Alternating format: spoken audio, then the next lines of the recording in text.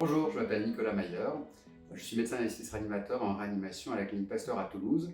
Dans le cadre de l'affiche sur les dispositifs médicaux, je vous propose de parler d'un métier de professionnel de santé qui exerce en réanimation qui s'appelle le métier de masseur-kinésithérapeute. Bonjour, je m'appelle Nicolas Ponce, je suis kinésithérapeute en réanimation. Donc le masseur kinésithérapeute a principalement 4 fonctions en réanimation.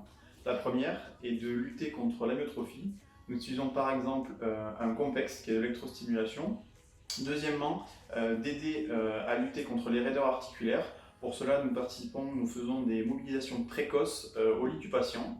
Lorsque l'alitement du patient est nécessaire, nous mettons en place un cyclo-ergomètre afin de favoriser le renforcement musculaire. Donc sur un deuxième axe, le kinésithérapeute agit sur le plan respiratoire. Donc il agit sur la clairance mucocilaire, c'est-à-dire le désencombrement bronchique à l'aide de techniques manuelles ou bien instrumentales lors de l'aspiration nasotrachéale. Sur un deuxième volet, il agit sur la cinétique ventilatoire, c'est-à-dire sur la mécanique respiratoire du patient. Troisièmement, il aide au sevrage ventilatoire lorsque le patient a été intubé sur une longue période à l'aide de techniques musculaires pour favoriser une respiration correcte.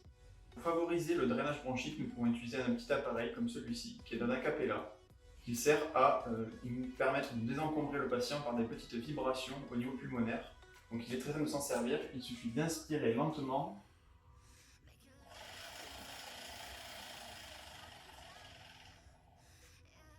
et de souffler par la bouche à l'intérieur de l'appareil. Notre troisième axe concerne la déglutition. Il arrive fréquemment qu'en post-extubation, les patients aient des troubles de déglutition.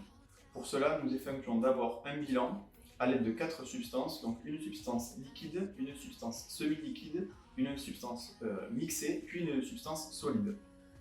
Pour la rééducation, nous favorisons également un travail lingual, car c'est le principal acteur de cette déglutition. Donc la dernière mission du kinésithérapeute en réanimation concerne l'aspect circulatoire. Il arrive fréquemment que les patients, lors d'un alitement prolongé, aient des œdèmes qui s'installent, notamment au niveau des membres supérieurs et des membres inférieurs. Donc le kiné a pour objectif d'effectuer des drainages lymphatiques afin de résorber au maximum ces œdèmes. Je pense que vous avez compris l'importance du rôle du métier de kinésithérapeute en réanimation. Merci de votre attention. Bienvenue en réanimation.